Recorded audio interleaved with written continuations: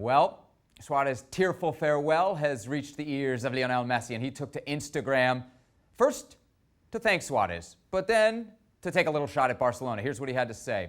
"You deserve to depart like what you are, one of the most important players in the club's history, winning things as part of a group and individually, not for them to kick you out as they have done.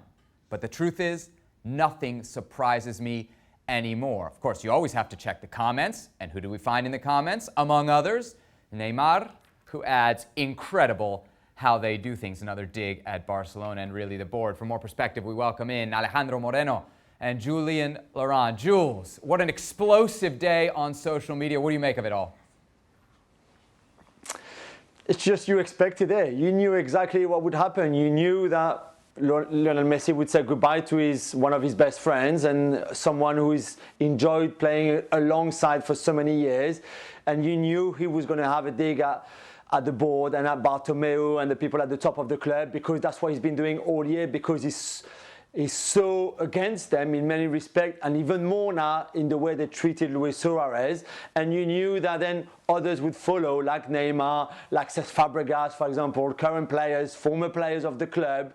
And it's clearly that for the lack of unity that this club has suffered all season, really now you could see the unity amongst the players against the board. And of course, a lot of the coolest have voted for a vote of no confidence, and that will come very soon.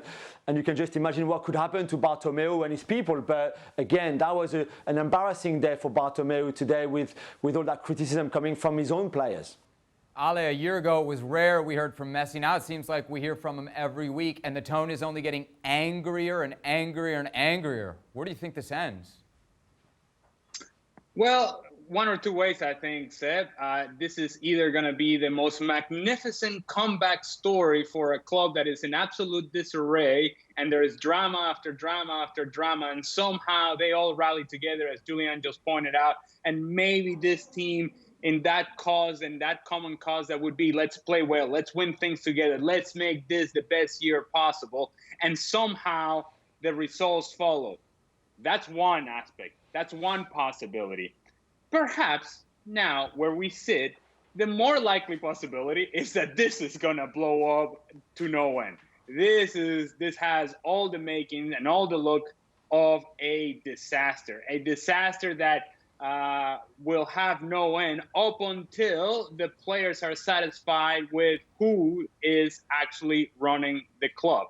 And up until that changes, and up until there is trust between the players, the board, and the coaching staff, then we're going to see more drama and more stories and more things coming out that none of it paint Barcelona in a good way. Everything that has to do with Barcelona right now is negative news. None of it has to do with positive environment, and none of it is ideal to play a season or play anything that matters.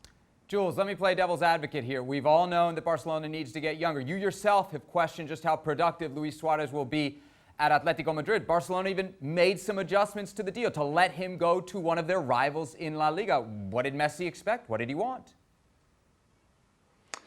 I don't think the problem is that Suarez left. I think eventually every player leaves anyway. I think it's more the way they got rid of him, and I think that's what Messi, in a way, and even Luis Suarez a bit in his press conference, that was the underlining there. It's like not so much, okay, you're 33, you gave your best years to this club. I think you're the third highest top goal scorer. You've won a lot of trophies. You did great. And okay, the last 18 months, fitness-wise, you were not up there, but you still scored 21 goals last season.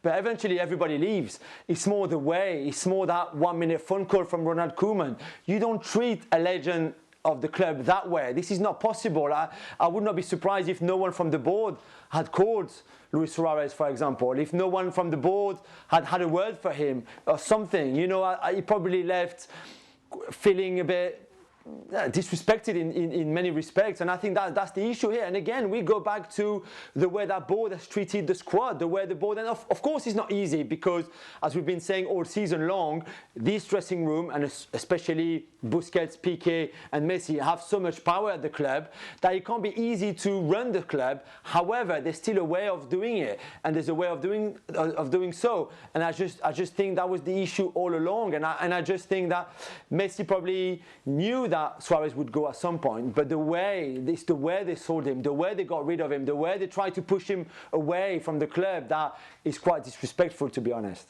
And Ale, couldn't be worst possible timing. Barcelona set to open up their season this coming weekend. You think it could destabilize, well, let's be honest, an already pretty unstable situation?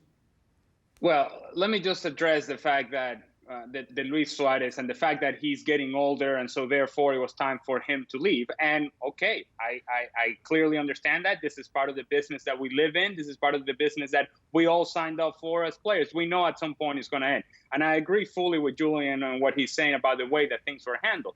But I'll take you to the other end of the spectrum. And this is the part that worries me if I'm a Barcelona fan, is that look at the treatment that a guy like Riqui Puig is getting.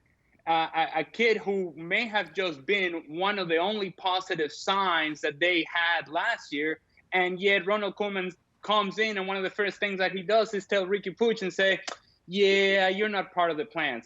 And that nobody that is in a decision-making position actually reaches out to Ronald Koeman and say, Ronnie man, run. Hey, this kid right here is actually one of the only things that we can build equity upon. It's actually one of the only feel-good stories that we have going on. So, hey, how about we handle this a little bit better? And it just gives you an example that everything and anything that has to do with player management has been handled poorly by Barcelona. And so, therefore, Lionel Messi at the top of the table is obviously going to look at everybody and say, look, man, again, we're not surprised because they did it to me, they did it to Luis, they're doing it to Ricky, and they're going to do it to you, and they're going to do it to you, and to you, and to you, and somebody else. And here's the thing.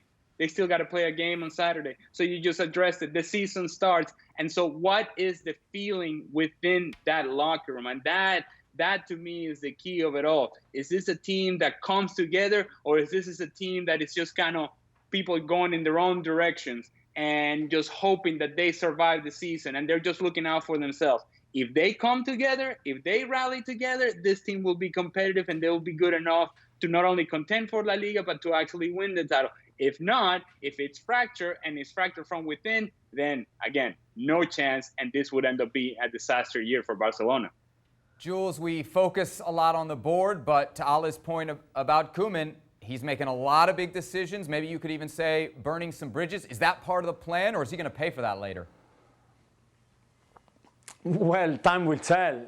Time will tell, Sebi. But you knew appointing him, that's what he would do. He would be a bulldozer. He would go in and say, like, I don't want this, I don't like this, I don't want that, I don't want this, I don't like this.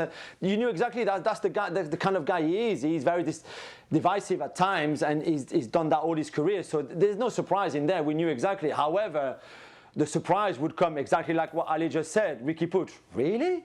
Really? Have you not watched Barcelona play after the restart? Surely if you had, you would not have taken that decision. Even with the change of formation, even you with double pivot, even by wanting to play Frankie de Jong in his best position and Antoine Griezmann in his best position either.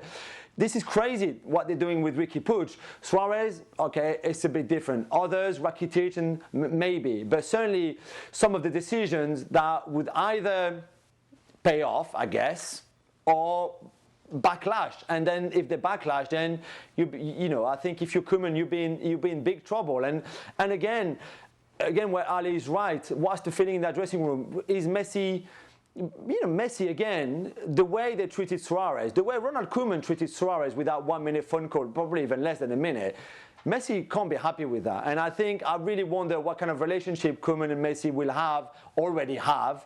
And if that's not very good, if that's a bit distant, if that's a bit cold, you have to fear for the worst for Barcelona, because if there's not a good relationship between Messi and the manager, and we've seen that in the past, a lot of the time, it's not working on the pitch. Thanks so much for watching ESPN on YouTube. And for more sports highlights and analysis, be sure to download the ESPN app. And for premium content and live streaming, subscribe to ESPN Plus.